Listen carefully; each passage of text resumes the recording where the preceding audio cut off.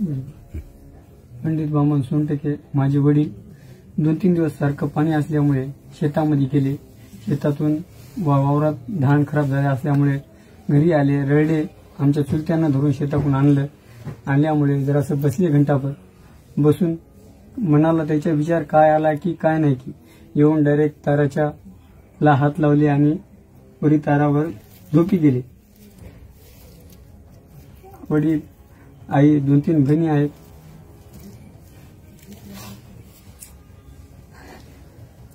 या गावामध्ये ही अतिवृष्टीनं झालेली आत्महत्या आहे. सबंध 4 एकरचं पीक सोयाबीनचं पाण्यात गेलं. वडील शेतात गेले, ते सगळं नुकसान पाहिलं आणि आल्यानंतर इथे ते धायमुकलून रडले. आणि विजेचा प्रवाह त्यांच्या गावांमधून तारांमधून जो जातो त्याला हात लावला, सार्वजनिक ज्या तारा आहेत, आणि त्याला चिटकून स्वतःचं जीवन त्यांनी संपवलं. महाराष्ट्रात जी अतिवृष्टी झालेली आहे, सरकार म्हणतंय की आम्ही प्रचंड मदत केली, पण आज ज्यावेळी किसान सभा, शेतमजूर युनियन आणि C2 या सगळ्या संघटनांचे आम्ही सगळे लोक ज्यावेळी या कुटुंबाला भेटायला आलो, त्यावेळी इथल्या सगळ्या ग्रामस्थांनी सांगितलं की फक्त तलाठी येऊन गेलेत ह्या आत्महत्याग्रस्त कुटुंबाकडे. अद्याप कलेक्टर आलेले नाहीत, बाकी कोणतेही प्रशासकीय अधिकारी आलेले नाहीत, कोणतीही मदत या कुटुंबापर्यंत पोहोचलेली नाही.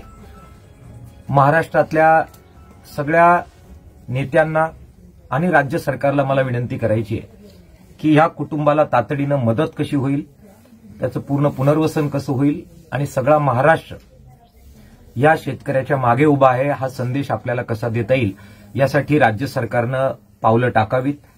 अशी वेळ कुणावरही येऊ नये यासाठी अतिवृष्टीग्रस्त भागात काय मदत करता येईल ती सगळी मदत सरकारने करावी.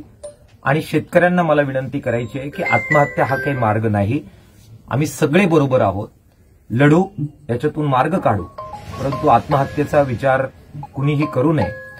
यासारखे जे शेतकरी पोरं मागे राहतात आईवडील गेल्यानंतर, त्यांचं दुःख पाहण्याजोगं नसतं. त्यामुळे शेतकऱ्यांनी या मार्गाला जाऊ नये, आपण लढून मार्ग काढू ही विनंती सुद्धा मला संपूर्ण महाराष्ट्रातल्या शेतकऱ्यांना करायची आहे.